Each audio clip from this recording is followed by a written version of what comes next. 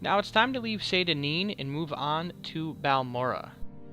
I spent some time debating on whether to walk the entire distance there or use the fast travel in Morrowind, silt striders.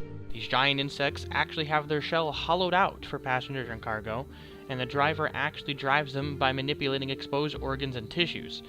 As you can see, they are pretty large and intimidating looking, but they are peaceful and docile. There's one in most towns, but they cost gold to use. The further away your destination, the more you have to pay. After talking with the driver of the local silt strider, he mentioned something about one of the locals, Vodunus Nokius. He isn't happy in Morrowind. This updates my journal, which means quest time! It doesn't take me long to track him down, and sure enough, it doesn't take him long to complain about being here. Apparently, it only takes 100 gold to get off here, and he offers to sell me a cursed ring for that exact amount. For some reason, perhaps curiosity, I decide to help him out. After all, I already have almost 900 gold, and I just got here. 100 seems like a pretty petty amount. In fact, why is it so hard for this guy to make 100 gold? All you have to do is piss off some villagers and steal from the stupid census office. The ring itself is indeed cursed, because even though it fortifies my athletics by 5 for a minute, it damages my health by 10 each time I use it. That's almost a quarter of my health. Before finally leaving the town, I run into Fargoth once more, complaining about how the Imperials have taken everything away from him. I ask him about the ring I got back for him, wondering if he yet knows how right he is. Apparently he does not, because he thanks me for finding it for him. I tip my outrageous-looking hat to him and wonder how long it's going to take him to find out that it's missing again. Now it's finally time to leave Seyda, hopefully for good. I finally decide that I'll walk the road to Balmora, hoping for some good adventure. After a quick nap in the middle of the road, I begin to skip merrily along. And it doesn't take long for me to encounter my first wild animal. From a distance, it really doesn't look that terrifying, but as it gets closer, it exposes its mouth, lined with teeth. It's basically just a flopping mouth and stomach. It doesn't take many fireballs to kill it, but I guess I roasted it too much because it doesn't have any materials. Oh well, time to hit the road again. As the rain stops, I can't help to take in the beauty of the strange land. I even take a moment to stop and smell the flowers. And take them. Someone might be willing to buy them from me, or perhaps hold some sort of alchemic value. It becomes pretty standard for me to pick anything bright and colorful. And it also doesn't take long for me to make it to the fort town of Pelgiad. I was told this would be along the way, so I stopped by there to see if there's anyone to exploit. I mean anyone that needs help. But the place ends up being boring. No one wants anything or needs anything, and the only thing worthwhile is a trader and a tavern. I'm pretty sure there are some quest lines that bring me here in the future, but for now it's nothing special. After selling off some of my excess inventory, I do manage to find a healer that sells me some cure disease potions, but then immediately realize that she sells a spell that does the same, meaning I just wasted my gold and all the potions. Oops.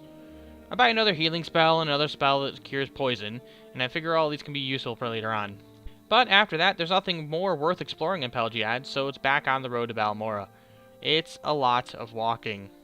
A lot of walking. I do eventually find a cave off the road and decide to investigate. After all, where there's caves, there's generally also loot. First thing I notice is how dark it is. This cave is not very well lit, and near the entrance of the cave I encounter the first fight that proves to be a little challenging. The worst part of it, she didn't have anything really worth value to pick up. I heal up and move on, and around the corner I notice someone else, and summon my ancestral ghost and buff up. Once I get his attention, I back up and let my summon be a buffer. And that's when I realize my spells are not doing a lot of damage. I'm throwing a lot into him, but my spells just aren't doing enough. When my ghost dies and I see I'm low on mana, I turn tail and run. It's not cowardly, it's strategic. I've yet to get any spells besides the low-level ones, and I'm not suited for melee combat. I assure you I will return. Luckily, bandits don't know how to operate doors, so once I make it outside, I'm able to recover my health and mana and continue my trip down the road as if nothing happened. A short distance away from the bandit cave, I run into this fair lady. Kind of an odd place for someone to be, but I make some conversation. Immediately, she asks if I've seen a bandit nearby. Uh-oh. It's okay, though. She's looking for a strong, dashing dark elf. Even though he took her jewels from her, he didn't harm her, and she claims that he was quite gentle, and he talked to her for what seemed like forever. After I asked about the jewels she lost, she shows that she's more concerned about just finding the guy again. Apparently she's quite fallen for this charming, funny bandit, and she just can't live without ever knowing if she would ever love her. I agree to find this guy for her, but only for a possible reward, and she gives me, her glove to give to him as a token of her love? Yeah, this woman's a tad off, but hey, I figure there's a chance I'll get those jewels. Unless that was a metaphor. And so it's back to trekking. And picking flowers. I have no idea where this bandit might be, so I don't deliberately track him down. Perhaps I'll run into him on my own. Picking flowers is more important anyways. Oh, what's this? Another cave. As I approach, I wonder if it's just another entrance to the one I just came out of, but my intuition says no. And the first door I encounter is trapped. Great. Traps. I'm not suited for traps and locks yet, so I have to sit this out.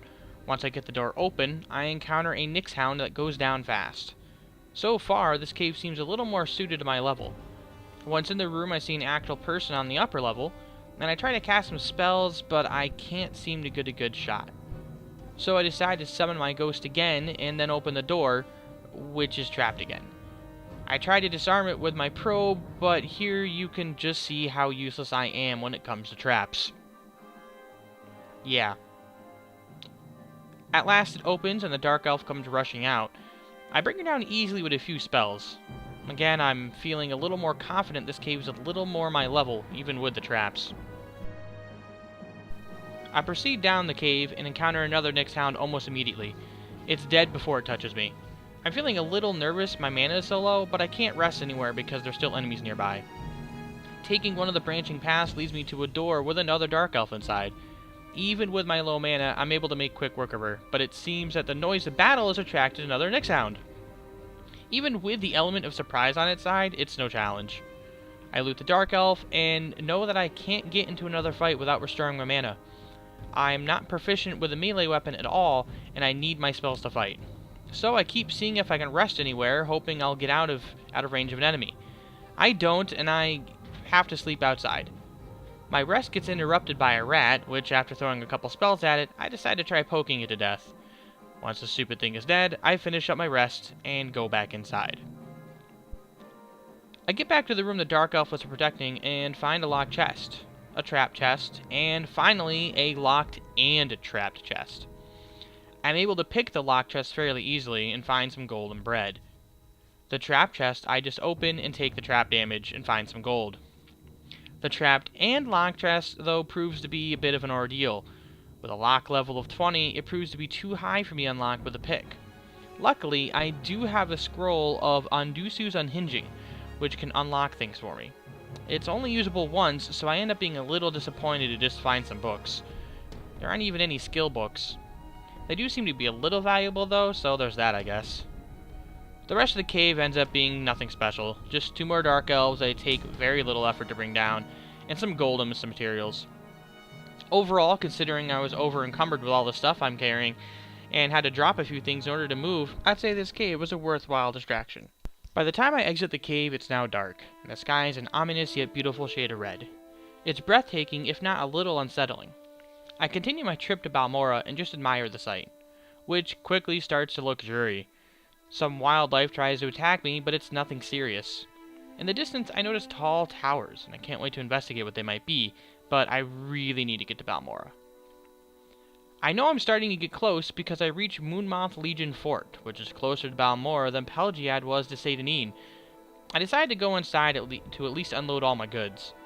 To my surprise, I found an alchemist. I've been looking forward to this as I've been collecting all sorts of materials for potions. I buy the mortar and pestle and see what I can make with everything I have. See, each material has 4 attributes to it. If the ingredients you mix together have that attribute in common, your potion will make that result. So I go through my entire inventory of materials, mixing any potions I can. Because I'm such a low-level alchemist, the potions I make aren't really useful, but they tend to sell better than the base ingredients. So I sell what I made and sell off any remaining ingredients I had. I figure I can collect or purchase anything I need later once I'm a higher level alchemist. I make a decent amount, and I'm much less encumbered. Once I leave the fort, I notice I'm low on mana and decide to rest in the middle of the road to get it back. Don't want to get caught unprepared. And as soon as I try to sleep, I'm awakened by a loud noise, and a man dressed all in black immediately attacks me. Surprisingly, the apparent assassin was a novice and went down quick. Sure enough, he belongs to the Dark Brotherhood, and when I report the attack to a guard, they direct me to someone in Ebonheart about the matter. But for now, this means free armor! Armor rating before I put on the Dark Brotherhood armor on is a poor 4, but when I'm fully decked out, it increases to a much better sounding 16. The guards don't seem to mind I'm decked out in assassin armor, so whatever, I'm fine with wearing this. I make my way further down the road and finally come upon Balmora. Even though I had fun adventuring and am no real rush to start the main quest, I still feel relieved to finally make it here. There's a lot to do here and I can't wait to get started. Just to give an idea of how long of a trip it was walking from Saint Denis to Balmora, here's the map to show off just how long I traveled. This concludes another chapter of Aeon's story, and I hope you look forward to the next chapter as we explore what Balmora has to offer.